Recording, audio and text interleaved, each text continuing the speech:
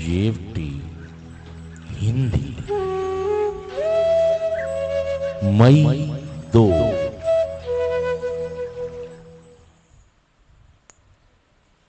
शायद ऐसा हो सकता।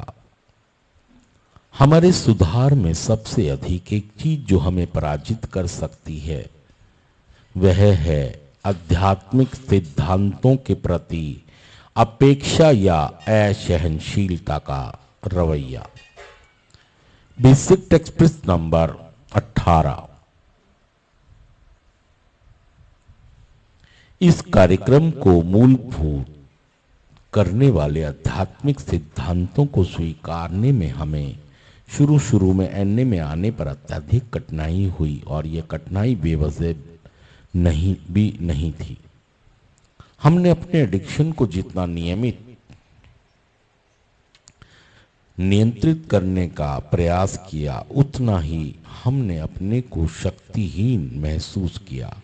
जब कोई हमें भावी जीवन की उम्मीद दिखाता था हम एकदम क्रोधावेश में आ जाते थे और हताश हो जाते थे, क्योंकि हम अपनी हालात से पूरी तरह वाकिफ थे। हमें लगता था कि आध्यात्मिक विचार दूसरों के जीवन पर कुछ लाभकारी छाप भले ही छोड़ दें, पर हम वह प्रभावी नहीं होंगे।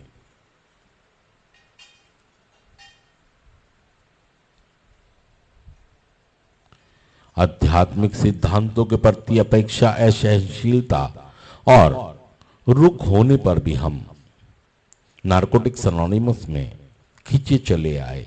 यहां हम दूसरे एडिक्टों से मिले। उनकी भी हालत वही थी जो हमारी थी, पर शक्तिहीन और आशा विहीन होने पर भी उन लोगों ने न केवल नशा बंद कर दिया था बल्कि एक क्लीन स्वच्छ जीवन जीने और उसका आनंद प्राप्त करने का मार्ग भी ढूंढ लिया था। उन्होंने उन तमाम आध्यात्मिक सिद्धांतों की ओर इशारा किया जिनकी वजह से वह नई सुधार की जिंदगी जीने लगे थे।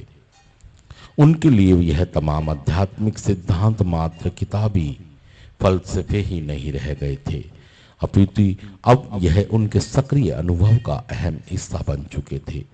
सही है कि आरंभ में हमारा शंकालु होना स्वाभाविक और वाजिब था, पर एनए के तमाम दूसरे सदस्यों द्वारा इन आध्यात्मिक सिद्धांतों के बारे में सुनने समझने पर हमें एहसास होने लगा कि वाकई यह कारगर सिद्ध होते हैं। एक बार ऐसा मानने पर यह जरूरी नहीं कि हम हर उस आध्यात्मिक विचार को ग्रहण ही करें जो हमने सुना हो, पर हमने इतना अवश्य सोचा और स्वीकारना शुरू कर दिया कि अगर ये सिद्धांत दूसरों के लिए कारगर और लाभदायक हो सकते हैं तो संभवतः वह हमारे लिए भी कारगर हो सकते हैं।